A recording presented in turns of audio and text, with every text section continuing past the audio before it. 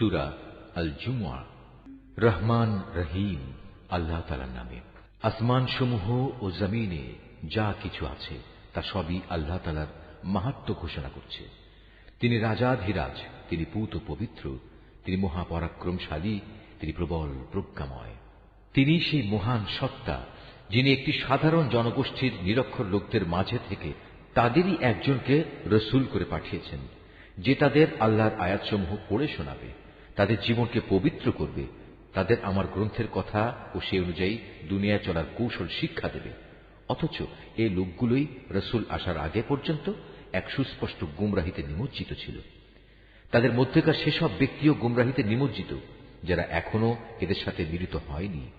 আর তিনি মহাপরাক্রমশালী ও পরম কুশলী। রসূল পাঠানো এটা আল্লাহ তাআলার এক বিরাট অনুগ্রহ। যাকে ইচ্ছা তাকে তিনি এটা দান করেন। আল্লাহ তাআলা মহা অনুগ্রহশীল।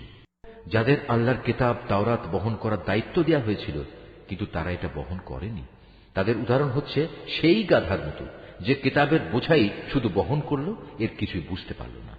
তার চাইতেও নিকৃষ্ট উদাহরণ সে জাতির যারা আল্লাহর আয়াতকে অস্বীকার করল।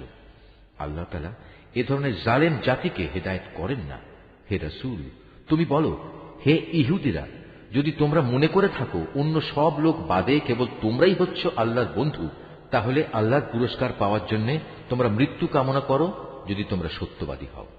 কিন্তু সারা জীবন এরা নিজেদের হাত দিয়ে যা করেছে তার পরিণাম চিন্তা করে এরা কখনো মৃত্যু কামনা করবে না।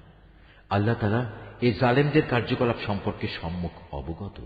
হে নবী, তুমি এদের বলো যে মৃত্যুর কাছ থেকে তোমরা আজ পালিয়ে বেড়াচ্ছ, একদিন কিন্তু তোমাদের সে মৃত্যুর সামনাসামনি হতেই হবে।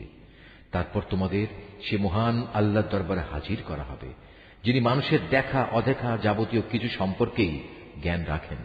অতঃপর তিনি সেদিন তোমাদের সবাইকে বলে দেবেন তোমরা দুনিয়ার জীবনে কি করে এসেছ।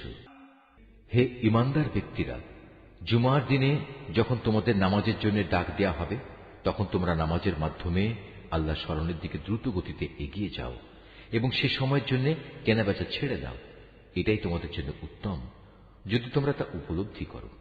অতঃপর যখন জুমার নামাজ শেষ হয়ে যাবে, তখন তোমরা কাজকর্মে পৃথিবীতে ছড়িয়ে পড়ো এবং আল্লাহর অনুগ্রহ তালাশ করো আর আল্লাহকে বেশি বেশি স্মরণ করো।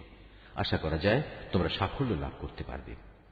আল্লাহ তাআলার এসব নির্দেশ সত্ত্বেও এরা যখন কোনো ব্যবসায়িক কাজকর্ম কিংবা ক্রীড়া কৌতুক দেখতে পায়, তখন সেদিকে দ্রুত গতিতে দৌড়ায় এবং তোমাকে নামাজে একা দাঁড়ানো অবস্থায় ফেলে যায়। তুমি বলো, আল্লাহ তাআলার কাছে যা কিছু রয়েছে তা অবশ্যই খেলাধুলা ও বেচাকেনার চাইতে বহু গুণে উৎকৃষ্ট। মূলত আল্লাহ তাআলাই তার সৃষ্টির সর্বোত্তম রিজিক দাতা।